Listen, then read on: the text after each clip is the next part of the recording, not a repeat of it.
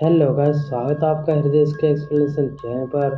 अब हम दोबारा कंटिन्यू करने वाले हैं सेलो स्लॉट की स्टोरी को। तो आपने इस वीडियो का पिछला पार्ट नहीं देखा है तो पहले वो देख लें, वरना आपको स्टोरी ज़्यादा समझ में नहीं आएगी। तो बिना टाइम वेस्ट करते हुए जल्दी से स्टार्ट करते हैं।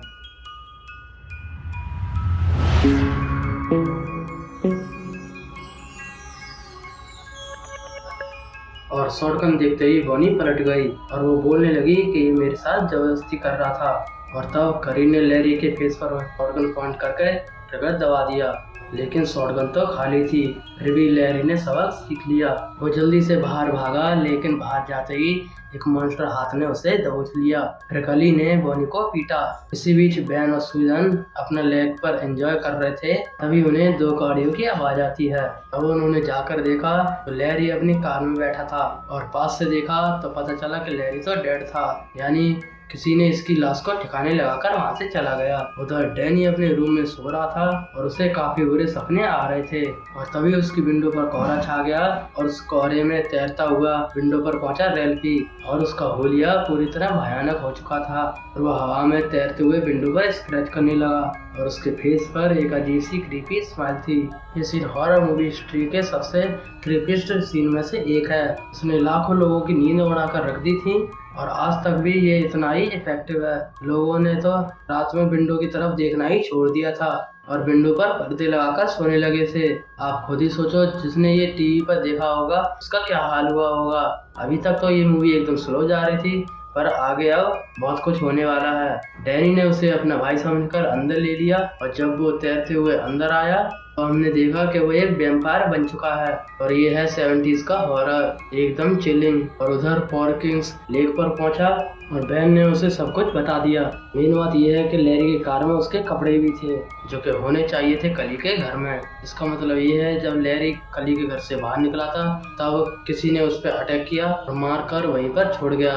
और तब कली ने लैरी की लाश देखी होगी, उसने डर के मारे यहाँ पर छोड़ के चला गया और लैरी की कार को टो कर लाया होगा, क्योंकि उसके पास एक छोटा सा ट्रक भी है। खैर बैन सूजन को उसके घर पर छोड़ने गया तो सूजन का डैड हॉस्पिटल जा रहा था, क्योंकि डैनी अचानक से बेहोश हो गया। और एक ही रात में इतना सब कुछ हो रहा है, पहले रेल्फी, फिर लैरी और अब डैनी। उधर हॉस्पिटल जाकर डॉक्टर बिल डैनी के हेनरी और मार्जनी से मिला।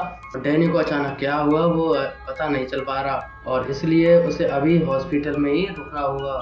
अगली सुबह माइक को अपने डॉग की लाश भी मिल गई और जिस ग्रेव पर वो मरा पड़ा है और वो है हीवी मास्टर की, वही इविल आदमी जिसके नाम पर मास्टर हाउस का नाम पड़ा। क्या ये हीवी को भेंट चढ़ाया गया, क्योंकि इसके मरने के बाद ही असली केओस स्टार्ट हुआ है। इसी बीच टाउन के लोग पुलिस के साथ मिलकर जंगल को छानने में लगे हुए हैं रेल्फी के लिए।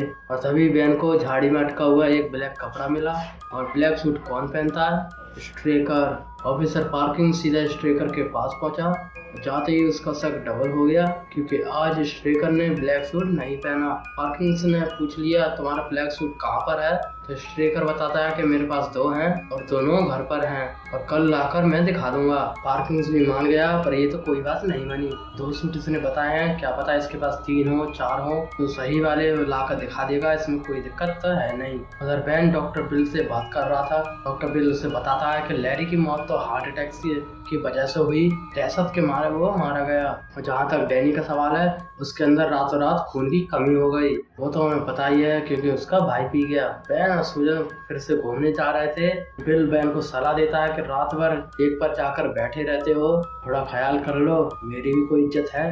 रात होते ही फिर से डैनी की विंडो पर कोहरा छा गया, इस बार हॉस्पिटल वाली में। फिर रेल्फी आया तो डैनी ने विंडो खोल दी और उसे अंदर ले लिया और ऐसा लग रहा था कि डैनी रेल्फी के बस में है। और इस बार रेल्फी ने सारा खून पी लिया। और ये फाइटिंग सीन देखो, ये सीन रिवर्स में था और ये बहुत रियलिस्टिक लग रहा था। अगली सुबह डैनी मरा हुआ मिला, जिससे दहशत और फैल गई। इधर स्ट्रेकर्स ने सूट लाकर पार्किंग्स को दे दिए, लेकिन वो दोनों सूट एकदम साफ थे और ये तो होना ही था। इसी बीच हम देखते हैं कली को। कली और बॉनी टांग छोड़कर जा रहे हैं उसी छोटे वाले ट्रक में, जिससे लैरी की कार को ठिकाने लगाया होगा। फिर उन दोनों को जाता हुआ देख स्ट्रेकर थोड़ा हड़बड़ा गया, क्योंकि 2 शिकार हाथ से निकल गए। अब जल्दी शॉप की ओपनिंग करनी होगी, क्या पता और भी निकल जाए। उधर बैन जाकर सूजन से मिलता है तो सूजन उसे बताती है कि मैं 2 दिन के लिए बाहर जा रही हूँ जॉब इंटरव्यू के लिए। वो चाहती है कि बैन भी उसके साथ चले, लेकिन वो नहीं जा सकता क्योंकि उसे डैनी के फ्यूनरल में जाना है। खैर अगले दिन डैनी का फ्यूनरल हुआ, जिसमें हम फादर कैलन को पहली बार देखते हैं। अचानक से डैनी की माँ बेहोश हो गई और आसमान में काले बादल छा गए। सूरज उनमें छिप गया। फ्यूनरल के बाद सब वापस चले गए और बचा था सिर्फ माइक, जिसे कॉफिन को दफनाना था। और अचानक काफी तेज हवा चलने लगी, जिसमें सारी मिट्टी उड़ रही थी। और तभी माइक ने कॉफिन की तरफ देखा और वो देखते ही सुन्न हो गया और वो सीधा कॉफिन के ऊपर कूद पड़ा। और जैसे ही उसने कॉफिन खोला, हम समझ गए इसने ऐसा क्यों किया। कॉफिन के अंदर डैनी ने इसे भस्म कर दिया था, क्योंकि अब वो बन चुका है एक वैम्पायर। सूरज छुपा हुआ है, इसलिए ये चल भी नहीं रहा। और उसने सीधे दांत गड़ाकर माइक का खून भी निचोड़ लिया। उधर बैन घर जाकर सूजन से बात कर रहा था और तब एवा आकर उसे बताती है कि नेड आया था और वो बोलकर गया है कि सूजन से दूर हट जा वरना तुझे फिक्स कर दूंगा। फिर रात में मार्क अपने रूम में कुछ मॉन्स्टर फिगर बना रहा था, तभी उसका डैड उसके पास आता है। तभी लगे हाथ मार्क उसे एक ट्रिक दिखाता है, हथकड़ियों से फ्री होने वाली। उधर पार्किंग्स ने FBI से थोड़ी जानकारी निकलवाई, जिससे पता चला स्ट्रेकर इंग्लैंड से है और बार्लो जर्मनी से और बैन तो यहीं का है, पर तीनों के रिकॉर्ड क्लीन है। इसी बीच बैन जाकर मिस्टर बग से मिला और तभी उनके पास आ गया माइक और उसकी हालत काफी खराब थी।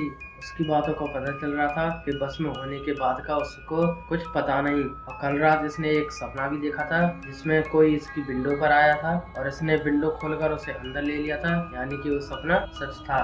और वो 2 बार इसका खून पी चुका है और शायद अब आखिरी बार होगा। उधर मार्क बड़ी आराम से सो रहा था, तभी उसकी विंडो पर कोहरा छा गया और उससे मिलने आया था डैनी। और क्योंकि मार्क एक हॉरर मूवी फैन है, इसलिए वो कभी मांस नहीं खा सकता। उसने क्रॉस दिखाकर डैनी को उल्टा भगा दिया। इधर माइक को मिस्टर बग अपने घर ले गया था और वहाँ पर वो देखता है कि माइक की गर्दन पर 2 छेद थे और साथ ही विंडो भी ओपन थी, जिसे बर्क ने बंद कर लॉक कर दिया। फिर बर्क भी सोने गया, लेकिन उसे भी बुरे सपनों ने परेशान किया। फिर उसने 4 बजे बैन को फोन किया और उससे एक क्रॉस लाने को कहा। बैन उसके घर पहुंचा तो देखा कि माइक मर चुका था। विंडो फिर से ओपन थी और माइक की गर्दन से वो 2 छेद गायब थे।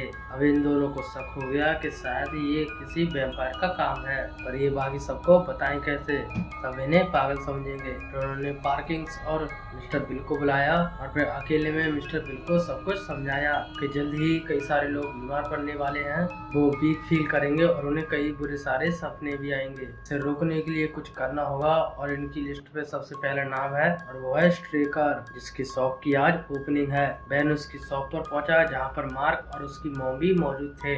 अब इतने छोटे से टाउन में एक एंटीक शॉप खोलने का रीजन तो समझ में आता नहीं, क्योंकि सारा सामान तो लोगों के बजट के बाहर है। बैन अंदर एंटर हुआ और मार्क बाहर निकला और अब तक इन दोनों के आपस में कोई बात नहीं हुई, लेकिन आज बैन ने स्ट्रेकर से बात की, घर का इतिहास उसे बताया, जिसे सुनकर स्ट्रेकर कुछ खास हैरान नहीं हुआ। फिर वापस बैन अपने घर पहुंचा और घर पहुंचते ही नेड ने उसे फिक्स कर दिया। जिसके बाद बैन पहुंचा हॉस्पिटल में और नेड पहुंचा लॉगम में। बैन को ये रात हॉस्पिटल में ही बितानी होगी। इसी बीच बर्क वैम्पायर के ऊपर पूरी पढ़ाई कर रहा था कि तभी कुछ ऊपर से कुछ आवाज आई। बर्क ने ऊपर जाकर देखा तो उसे मिला माइक एज ए वैम्पायर। अपनी चमकती हुई आंखों से वो बर्क को अपने बस में करना चाह रहा था, पर बर्क के पास क्रॉस था और क्रॉस दिखाकर उसने माइक को भगा दिया। लेकिन इसके बाद उसे भी दिल का दौरा पड़ने लगा। अब आप सोचोगे कि माइक इसके घर के अंदर कैसे आ गया, और वैम्पायर तो बिना इनवाइट किए नहीं आ सकते और इसने इनवाइट किया तो था एक रात रुकने के लिए।